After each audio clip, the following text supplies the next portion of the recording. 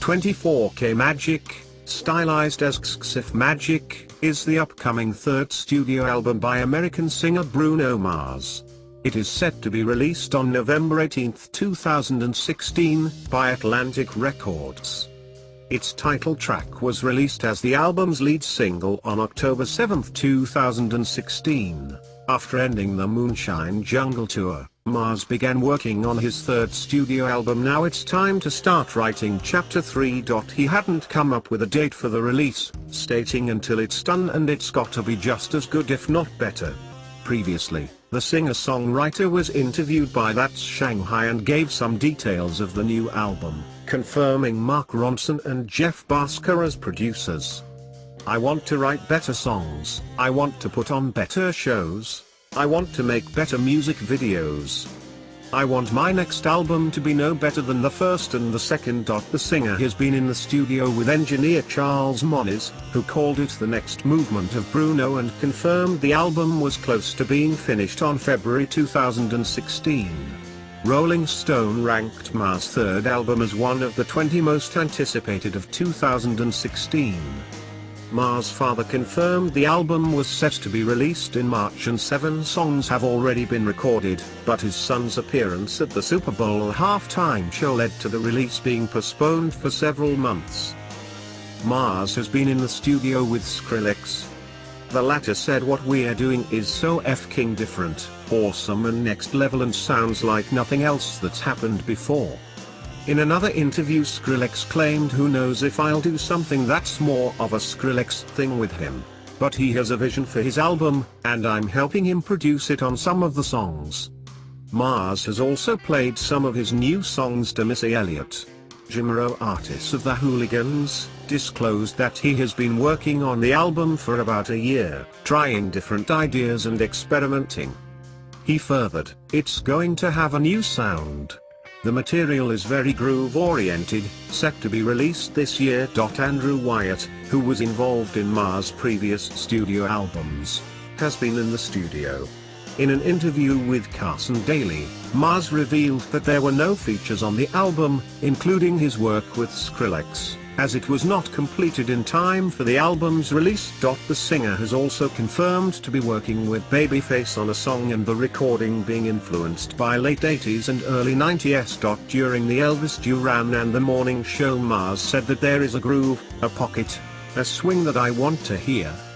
He continued, "The album has a 90s spirit." Mars, on the Carson and Kane show of WNEW-FM, said, "You're gonna get a little heartbreak on this album, you're gonna get it all."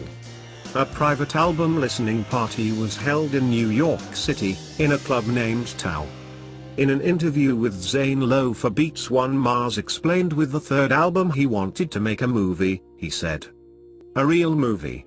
I told myself, we're gonna have a screenplay and we're gonna go to that." The movie in his head was set in New York during a summer night, the baddest rooftop house party. 2:30 in the morning, the band comes out, fucking dipped in Versace. The girls are screaming.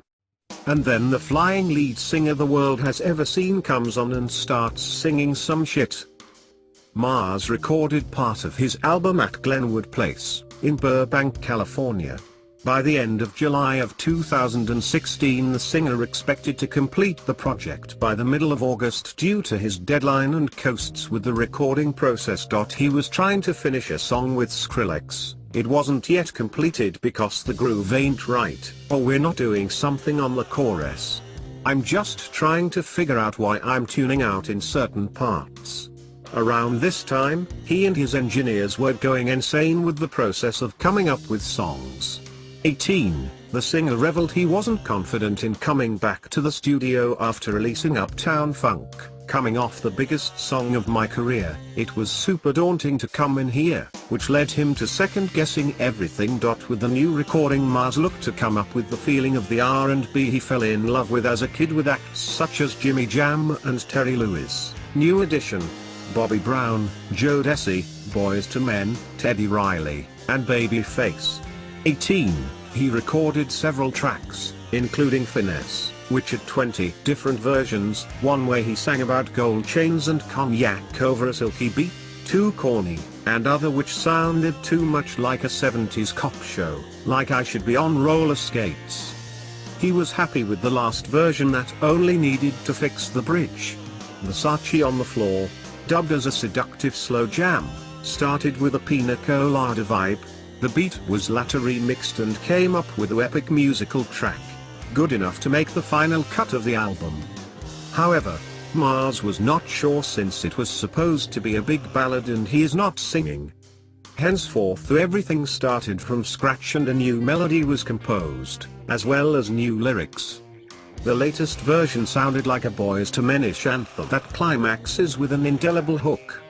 The lyrics had to go and Mars was thinking about using them later, maybe in the fourth album. 6 weeks later, the album was in the mixing stage. The singer returned to the studio on the first week of October, hoping to be the last time. By then the album was officially done.